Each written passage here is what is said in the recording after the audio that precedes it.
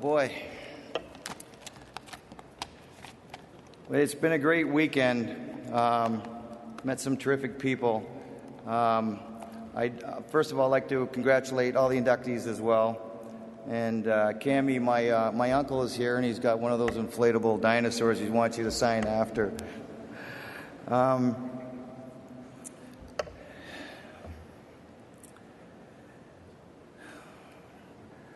Well, for me, Bill, I said I wouldn't do this right off the bat, and Bill's not even here. He told me, he told me that Mark Messier cried for 17 minutes, but I'm not going to do that, I promise. I don't know if it's a coincidence, but this year, in my line of work, I'm usually one of the small guys, and I don't know if it was a Hall of Fame or just a coincidence this year, but the class of 2010, I think I am the tallest person here, though.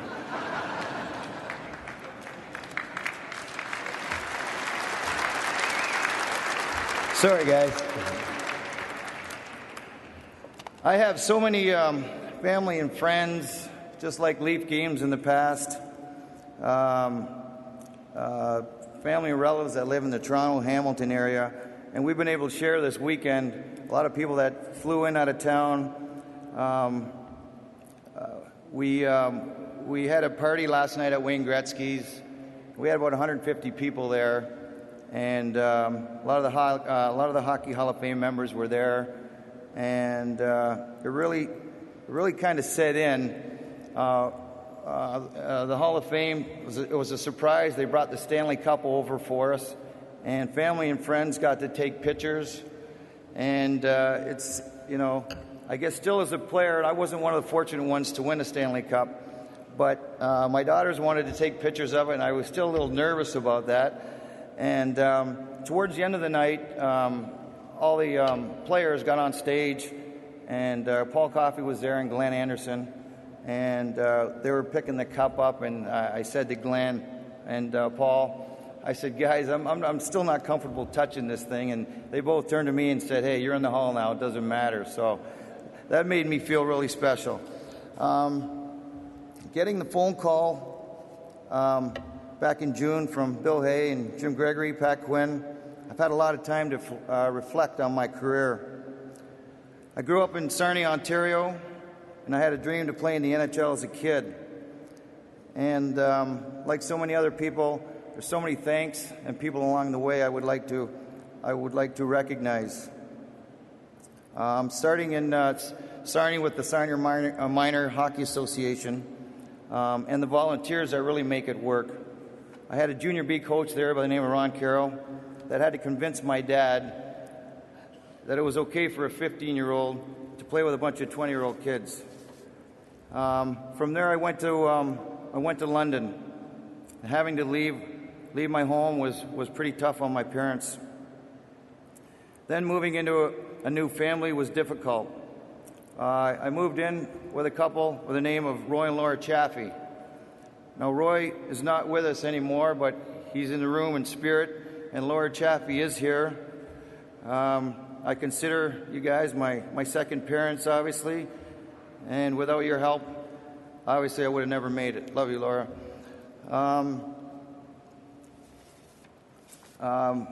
Bill Long was my coach for 4 years in London. Again, coming in as a 16-year-old, put me in a position to succeed. Threw me on the top line, didn't just bring me in as a 16-year-old and sit me on the fourth line. Put me on a line with my roommate and top centerman on the team, a guy by the name of Dan Eastman. I believe he's in the room. Took me under his wing for that first year, and it meant a lot, and I learned a lot from you. Thanks, Dan. The next guy, I think a lot of you people know, he was a trainer for the London Knights for 38 years, and a lot of people around the OHL don't like this guy. But if he played for you, you loved him. When I was 17, I broke my femur,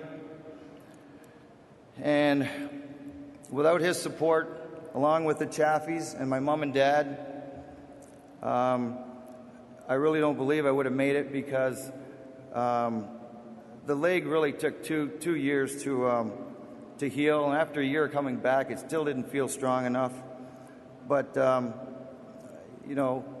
their persistence, and I remember that Donnie would always say to me, you're not going to let a broken leg get in the way of you fulfilling your dreams. Donnie, I love you. Great support. Without you, I would have never made it. Thank you. After going through 2 drafts unselected, Scotty Bowman showed some interest, and so did Lou Nanny. I felt the opportunity would be better playing in Minnesota, and I'm grateful to Lou Nanny. His theory was, he said I could score goals prior to breaking my leg, and if we got the leg back in shape, he'd score goals again. So he started me in Oklahoma City and called me up on 2 or 3 different occasions, and I ran with that opportunity. Another great coach that was there, and again, getting called up from the minors, not just sticking me on a 4th line, throwing me right on the power play with a Bobby Smith and a Steve Payne. We had instant success, along with Glenn Salmore, J.P. Parisi, with a great assistant coach that influenced me a lot, starting my career off. Next guy I'd like to mention is a guy well known, guy by the name of Brian Murray. Traded for me for 3 years, 3 different times. And it's no surprise that Brian is still in the game. He brought me over when I went from Minnesota to Washington. And in the days when we were in Washington, I met another good friend that is a good friend nowadays, him and his wife, Jeff and Farrell Rimmer, that are with us. And Jeff is the play-by-play broadcaster of the Columbus Blue Jackets. He's been a supportive guy. Thank you, Jeff and Farrell, for being there for us, too. Moving to Detroit, the experience there for me was tremendous. I was there for 4 or 5 years. And I guess like the last 30 years, the Wings are in the top 3 or 5 to win a cup. And unfortunately for me in my time there, we didn't win. We were close. I'd like to thank the Illiches. I saw them earlier tonight. They're great ownership. They're great people. And they just know how to do it. My time there, obviously, I played some great players. Stevie's in the room. Paul Coffey, Nick Lidstrom, Fedorov, Vernon. I mean, you can go on and on. Great experience there. And obviously, one of the best coaches to ever coach the game was Scotty Bowman. I guess I should clear up a little perception. Everybody thought me and Scotty don't like each other. But the truth of it is, we're very competitive people. And I learned further down in my career that Scotty was, he always rested his players. And I was too proud. I didn't want to rest. I wanted to play. And, I learned later, a guy that's won 12 Stanley Cups, I should have listened to him. And I think, Jimmy, you can attest, I think if I would have kept my mouth shut in Detroit, I probably would have won a couple cups. I've been blessed with 4 beautiful daughters and my wife, Linda. You can't miss them. They're right up here. Through the years, as a hockey player, most of the guys do get traded, and it's easier for us just to pack our bags and jump on a plane. You're greeted with 20 other guys, and you just go on the ice and you start playing. It's pretty easy for us. But through the years, the trades, it's tough on the kids. You have to go from one school to another school. The wife is back at home. They have to pack up, take the kids out of school, sell the house, get to a new city, or roll them in a new school. So I know it's been tough on those guys. But I love you guys, and thanks for putting up with me for all those years. Over the years, I've had some great support as well. My brothers Rob and Larry, and my wonderful sister Frances. Thanks, guys. In 2006,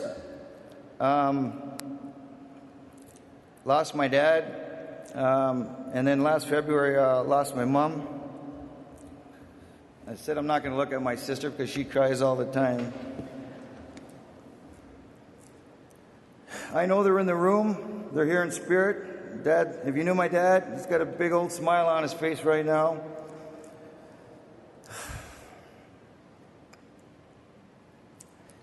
He was a driving force behind my hockey career.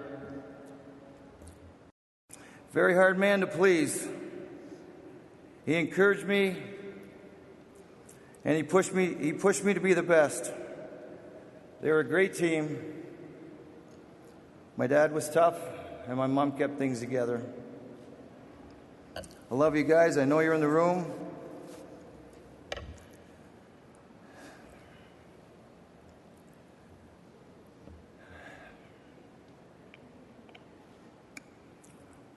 In closing,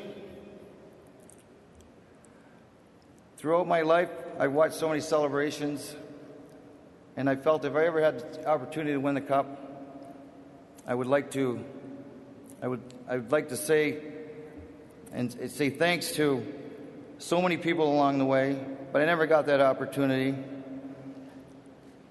It's such an honor to be part of the Hockey Hall of Fame. And in closing, like I said, I would love to share this with a lot of great hockey players that never won the cup, and a lot of great players that are not going to get up here. I thank you all. I've had a great time. Thanks to the Hall of Fame. And thank you and good night, everybody.